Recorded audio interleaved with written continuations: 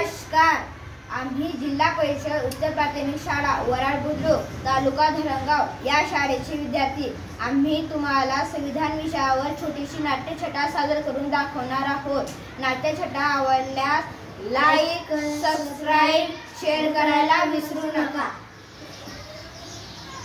अरे महेश, काय इकडे काय झालं? कुठे चाललास? काय नाही, इकडेच फिरत होतो मी। तुला माहिती का आज काय आहे ते? नाही माहित मला आज काय आहे। आज 26 नोव्हेंबर आहे। मग काय झालं? आपल्यासाठी खूप खास दिवस आहे। कसा काय खास दिवस? आज संविधान दिन आहे।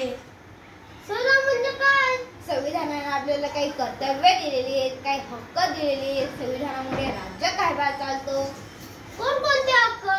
स्वातंत्र्याचा हक्क आहे, शिक्षणाचा हक्क आहे, आपण कुठे पण वास्तव्य करू शकतो, बोलू शकतो। आणि कोणकोणते कर्तव्य? कर्तव्य म्हणजे आपले सार्वजनिक मालमत्तेचे संरक्षण करणे।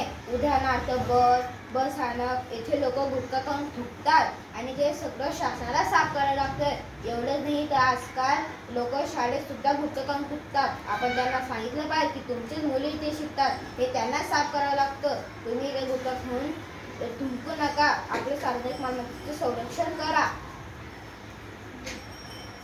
एवढंच नाही तर संविधानामुळे निवडणुका सुद्धा होतात। ती चालू निवडणुका गेली ते का? होय। माझे वडील आणि मी सुद्धा निवडणुकाला गेलो होतो, पण मला जाऊ दिलं नाही। मला स्वातंत्र्य नाही का? अरे तसं नाही, आपण मतदान करण्याचं आपलं कर्तव्य आहे, पण केव्हा?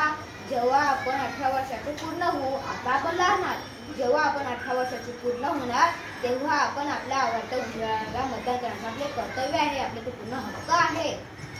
हे संविधान आपल्याला 6वी मध्ये बागुल आणि बडगुजर सरांनी शिकवलं होतं। बरोबर। हे संविधान होय। आता लक्षात आलं माझ्या। आता नेहमी लक्षात ठेव। ओके, आता मी नेहमी लक्षात ठेवीन। आणि तिच्यात 470 कलमे, काही परिशिष्टे आणि ती तयार होण्यासाठी जवळपास 2 वर्षाचा कालावधी लागला।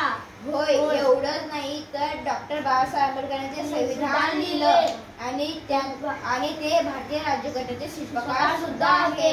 चला आता आपण त्यांना वंदन करू।